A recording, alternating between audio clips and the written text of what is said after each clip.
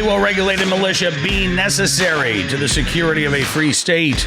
The right of the people to keep and bear arms shall not be infringed. Thank you so much for tuning in to another edition of Bearing Arms, Cam and Company. My name is Cam Edwards. I'm a little off center here. Hang on one second. Let me do the, oh, look at that. There we go. Much better. Thank you again for tuning into the program. Got a good show for you today. We're going to get to a lot of your emails. It's been a while since we've had sort of a mailbag Friday edition of Bearing Arms, Cam and Company, so we will do that today. But we're also going to have an interview as well. I ran across a story, I guess this was Wednesday, and I was just fascinated by this because I never heard of this organization. It's called CCL Schul Members. And it's basically a group of Jewish gun owners in the Chicagoland area who are getting together on a regular basis to train, basically to protect their synagogues, their shuls, their houses of worship. And I just thought this was a fascinating story and a great story as well. So I had the opportunity to sit down mere moments ago with Chaim Naiditch, who is the founder of the CCL Schul Members. And I want you to take a look and a listen to our interview with Chaim. Well, Chaim, thank you so much, sir, for coming on the program. It's really a pleasure talking with you today. Thank you for having us. Absolutely. And, you know, I do a lot of internet searches as I'm looking for things to write about. And so I ran across, frankly, a website that I'd never run across before, collive.com, and the headline, Chicago Jews Trained to Defend Shuls Responsibly. And this was all about the group CCL Schul Members, which you founded there in the Chicagoland area. Tell us a little bit about the group and why you felt like there was a need for this organization. Sure. So we started 4 years ago shortly after the concealed carry law was passed in Illinois. As you may be aware, Illinois was the last state in the union to allow concealed carry. Yep. But all of a sudden, we had concerned, responsible congregants who wanted to protect, of course, pro-Second Amendment, as well as wanted to protect themselves, families, fellow congregants. So all of a sudden we had a we had a lot of people in what I call dangerous, legally dangerous. So all of a sudden now they have their concealed carry license and they're basically minimally trained. So we saw the niche for additional training, and that's how we found it. That's how we started. So we really ramped up our training from indoor ranges to outdoor ranges, dynamic training. We're in the process of doing simulations as well as computerized simulation training through, you've probably seen it at the shows where we use blowbacks and lasers.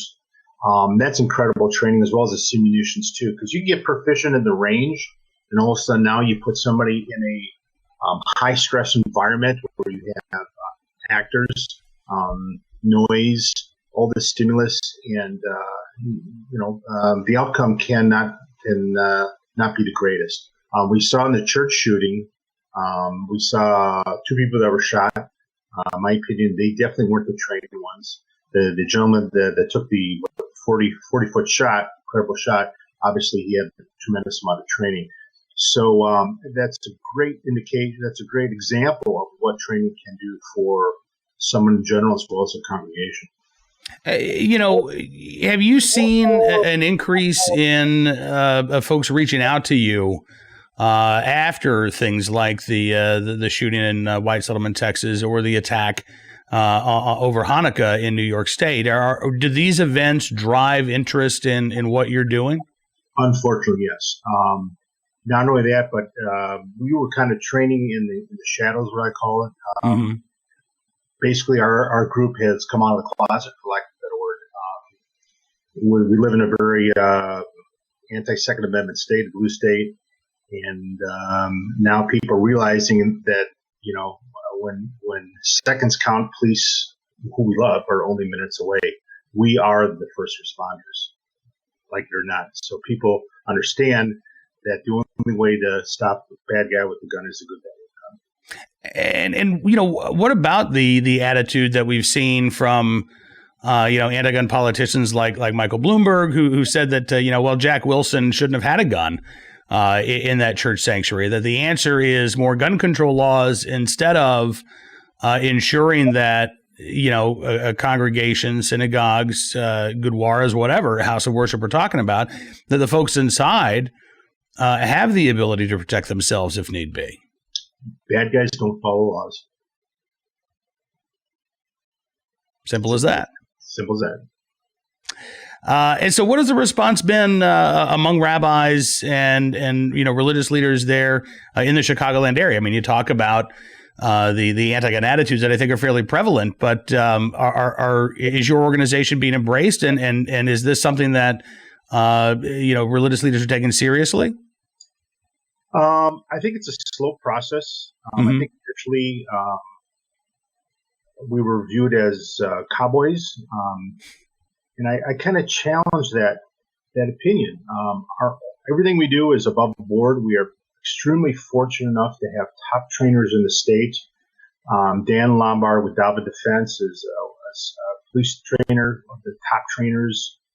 He utilizes some great trainers. Pete Millennios, former SWAT trainer for Chicago PD 10 years. We are public. Everything we do is well above board.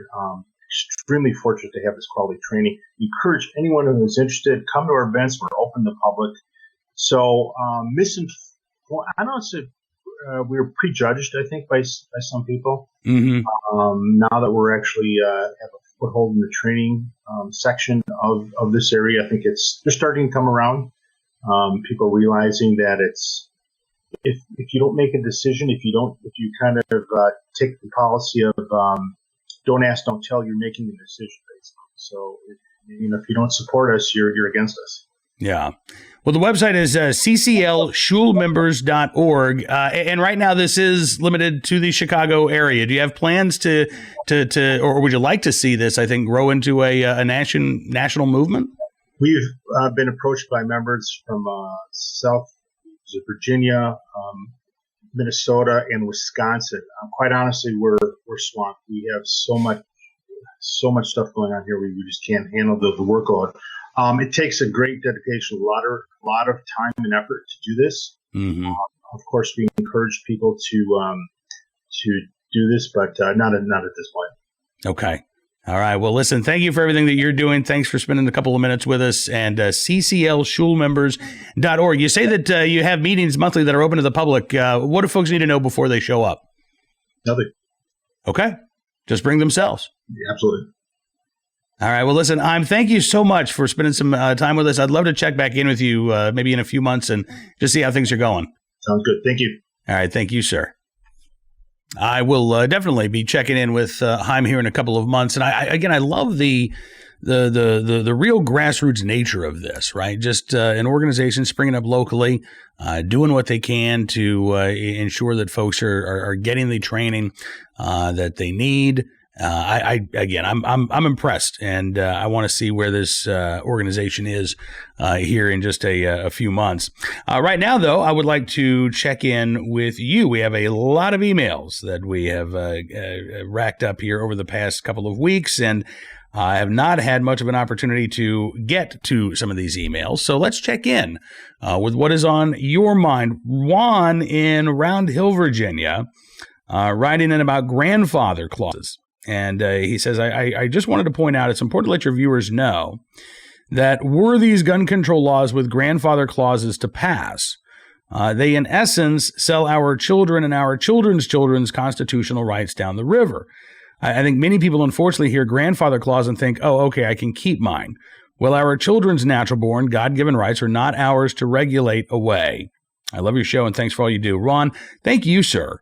For writing in and for the comment, because the only thing that I will disagree with you, Ron, Juan, is that you're absolutely right that these grandfather clauses do sell our children's rights and our children's children's rights away, but they also sell our rights away.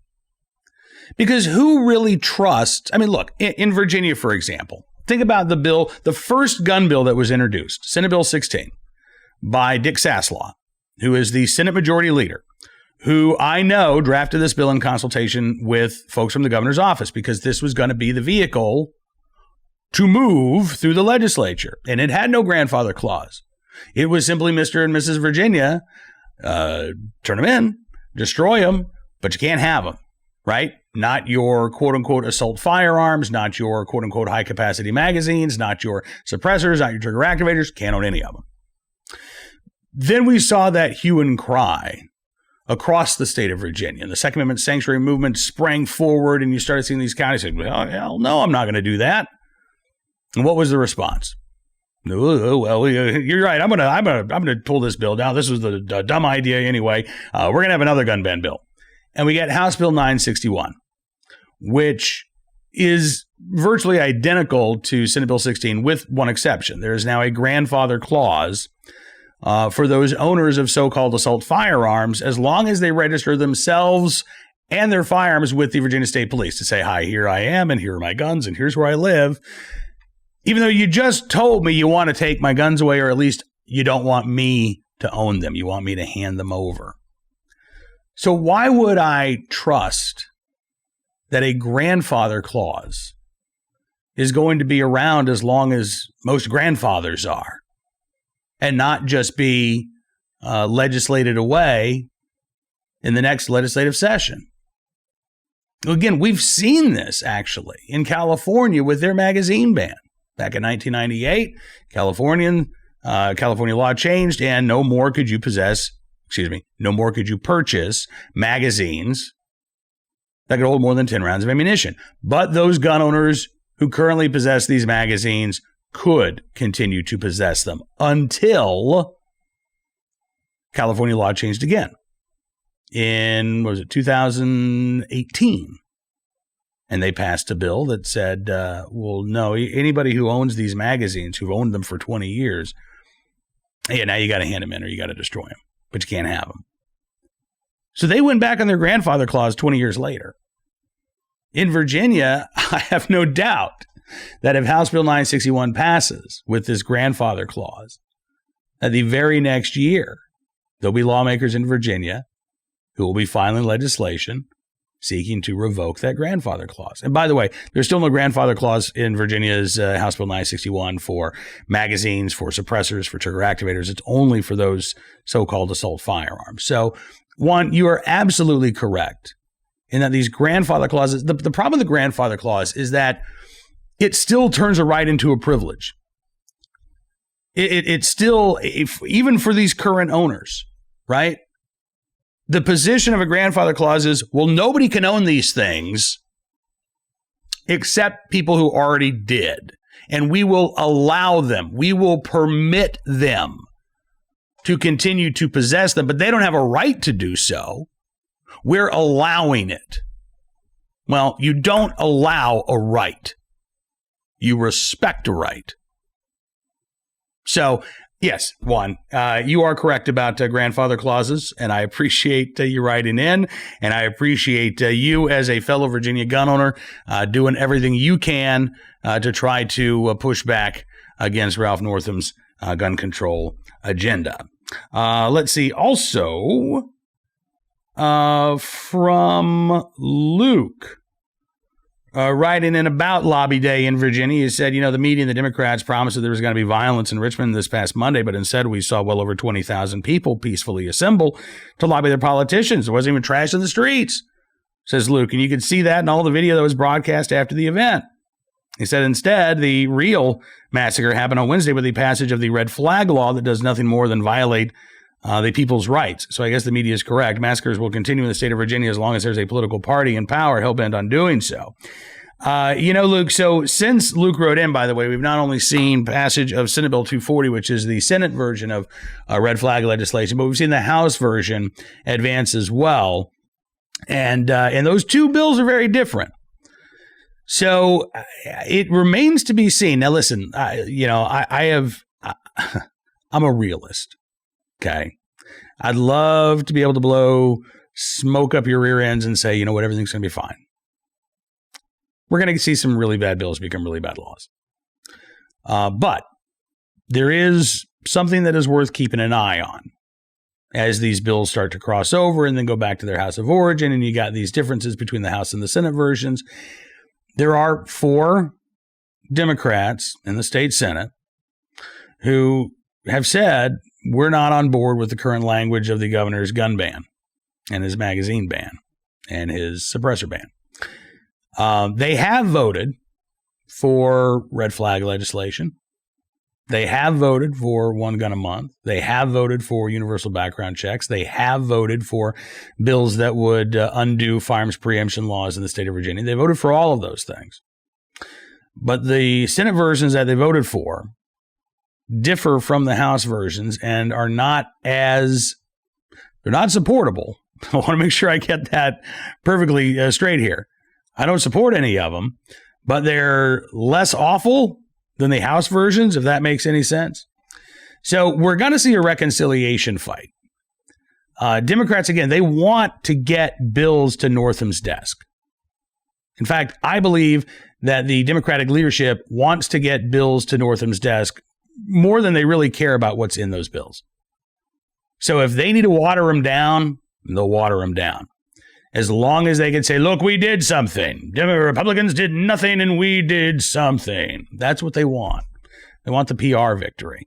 I don't think much of, I honestly don't think much of them care about how effective or enforceable or constitutional these laws are. They just want to be able to hold the press conference. It doesn't matter how many rights are infringed. Doesn't matter how disproportionate the impact's going to be. They want to pat themselves on the back. They want to cut their next campaign commercial saying, we acted. And I suspect that they will go to great lengths to be able to do so.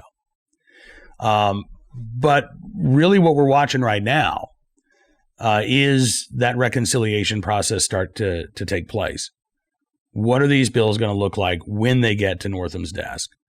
And, you know, honestly, I mean, there's one school of thought that says, all right, well, if all of these are going to be challenged in court, then why not have the worst bill possible? Doesn't that make it easier to challenge the bad laws in court? Now, I'm not an attorney, and there may be some merit to that. At the same time, as a Virginia gun owner, I would prefer to have to live for the next 2 years until we can vote these dolts out of office. I would prefer to live under the least onerous laws possible. And by the way, I suspect that ultimately it's probably not going to be up to us as gun owners. Although I do believe we still need to be contacting our lawmakers, whether we know they support our Second Amendment rights, whether we know that they don't. And again, those few Democrat senators who are saying, listen, I don't want to go after guns. I don't want to go after the things that people own. I want to make it more difficult for people who shouldn't own firearms to do so. And that's the message we're hearing from people like Senator Linwood Lewis, who represents Virginia's Eastern Shore and a little bit of Norfolk, who has said, I'm focusing on the access issues. That's what he calls them. So that's why he says he backs universal background checks and red flag legislation, and he even backs things like an end to firearms preemption, or at least the Senate version. But he has drawn a line in the sand, he says, when it comes to actually dealing with and taking away the guns that people own. Basically, you know, once you are allowed to exercise that right, if you're not disqualified from exercising that right, if you're not a prohibited person, if you're not somebody who's been adjudicated mentally defective, then, you know, you should be able to exercise that right in all its glory. The problem that I have with Senator Lewis's argument is that some of these things that he says are access issues that he says won't impact legal gun owners absolutely will impact legal gun owners. For example, the end to firearms preemption would have only an impact on legal law-abiding gun owners because criminals are already in violation of the state's gun laws. So it doesn't matter if they're now in violation of a locality's gun laws. We're talking about making life more difficult for the people who are legal gun owners to exercise their rights long after they've accessed a firearm, long after they've purchased it or inherited it or somehow legally acquired it. Anyway, that's sort of a long-winded answer to your question about the red flag law. But again, I would say that the important thing right now is for Virginia gun owners to go ahead and maintain contact with lawmakers, be polite, be civil, but be persistent, and let them know where you stand. We do have litigation coming. We have bad bills that will become bad laws, but it's too early to know just how many of these bad bills are going to become bad laws. All right. That is, well, okay, one more from Jim, wondering about one gun a month in Virginia. Jim out in Colorado. Jim says, didn't they try one gun a month in your state before and they repealed it as ineffective? Perhaps a better law would be that criminals are not allowed to buy more than one gun a month from the trunk of a car. That would be about as effective. And yes, this law, one gun a month, was on the books in Virginia from 1994 through 2012, I believe. It was on the books when I moved to Virginia in 2004. Basically, the last time Democrats had complete control of the state government, that's what they put in place. And they did so at the request of Washington, D.C. Washington, D.C. at the time had a complete ban on handguns. The homicide rate was sky high. And they blamed Virginia. They said, well, we got these people that are driving from Washington, D.C. down to Virginia. They're picking up, truckloads full of guns and they're carting them back to Washington, D.C. So we need to curtail that and we need to implement this one gun a month law. So Democrats in Virginia did. And it didn't have any impact on the violent crime rate in Washington, D.C. or the violent crime rate in Baltimore, Maryland. Other states like South Carolina that had one gun a month laws on the books repealed their laws as well. In Virginia, the provision was, I think it was amended at some point to exempt concealed carry holders. So if you don't have a concealed carry license, you can only buy one handgun a month. If you do have a concealed carry license, you can buy as many as you want. Right now, in the Senate version of the one gun a month law, there is an exemption for concealed carry holders. So it would just return us to the status quo of 1994-2012. The House version does not have an exemption for concealed carry holders. And so, again, that's one of those things that's going to have to be reconciled between these two bodies. If House Democrats, who I think are certainly pushing a little bit harder for more extreme measures than what we've seen out of the Senate, if they're successful in doing this, then in essence, you are just flat out rationing the exercise of a constitutional right. And I suspect that will be challenged in court. If they allow that exemption for concealed carry holders to remain, it might make a successful court challenge a little bit more difficult. I suspect it might also increase the number of concealed carry holders in the state of Virginia, and gun control advocates might not want that. So they've got to figure out their strategy here too. Do we go with the more extreme version that's likely to be overturned by the court, or do we go with a more moderate version that might lead to more people actually carrying firearms for self-defense, which we really hate? It's a conundrum for them, right? All right, that is going to do it for this edition of Bearing Arms Cam & Company, and I do want to thank you for being a part of today's show. Don't forget, you can subscribe as a podcast at Apple Podcasts, Spotify, Stitcher, townhall.com's podcast page. You can also subscribe to Town Hall Media at YouTube, and you can become a VIP member of Bearing Arms. Help support the work that we're doing there each and every day, get exclusive commentaries, analysis, and more. Hope you have a fantastic weekend. We'll be back on Monday with another brand new edition of Bearing Arms Cam & Company. We'll see you then.